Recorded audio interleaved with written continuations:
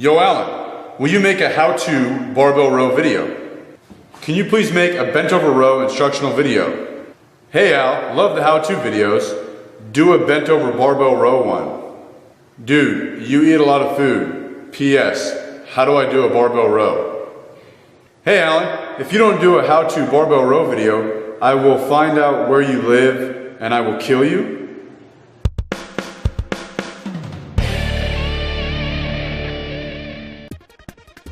Barbell rows are a great assistance exercise for your upper back, lats, and grip strength. Let's first start with feet position. Place your feet the same width as your conventional deadlift stance. When looking down, your toes should line up with the barbell. From a side angle, your arms should be hanging straight down, not back towards your body, and not out in front of you. As far as hand placement, you can vary the grip just like you would vary your bench press grip. Hand placement will affect which muscles are being worked. For example, a wider grip with elbows flared out will primarily work your upper back muscles.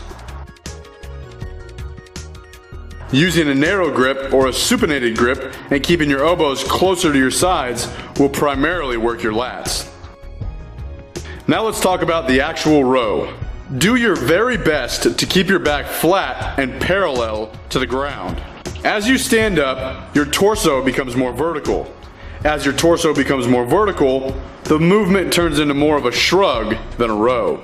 I'll show you 3 slight variations of the barbell row. The Penlay row is a very strict barbell row in which you place the weight back on the ground after each rep. This is great for power and speed, but it usually takes the eccentric part out of the movement. Eccentric movement is any movement where you're trying to slow gravity down. Concentric movement is any movement where you're fighting directly against gravity, or you're contracting muscles.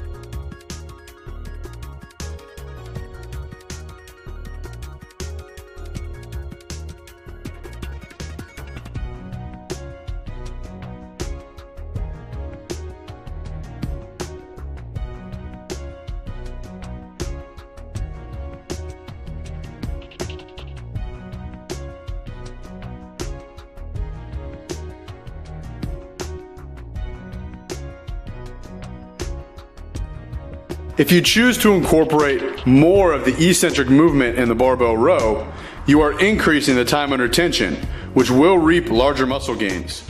So rather than just dropping the weights back down on the floor, I would suggest slowly lowering the barbell and letting the weights gently touch the ground. If you want even more time under tension, pick the bar up about an inch off the floor and never let it touch the ground. This will really test your grip strength and muscular endurance, and it might force you to lighten the weight. Here's a quick barbell row tip. When you're pulling the bar, I want you to pull with your elbows, not your hands. Don't just simply lift the weight up with your hands.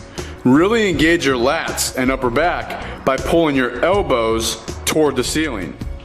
As you can see here, I'm just pulling this dumbbell in an up and down motion, and it's resembling more of a bent over hammer curl. I'm not engaging my lats or my upper back because I'm not pulling from my elbow. Imagine that your elbows were moving the weight. This is going to force you to raise your elbows up toward the ceiling. This is how you engage your lats.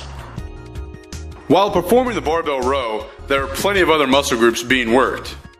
Your lower back, hamstrings, and core are all isometrically holding you in position. Do not, under any circumstance, allow your back to round. If your back cannot support the weight, you shouldn't be rowing it. In order to prevent lumbar flexion, I want you to make your best impersonation of a pregnant woman and fill your belly and lower back with air. Now press your stomach against your thighs, and this will stabilize you while the weight in your hands tries to break your back in half. Do not be the joker who swings the weight up with his lower back and then just pulls himself back down to the bar. Keep your torso in position throughout the entire movement.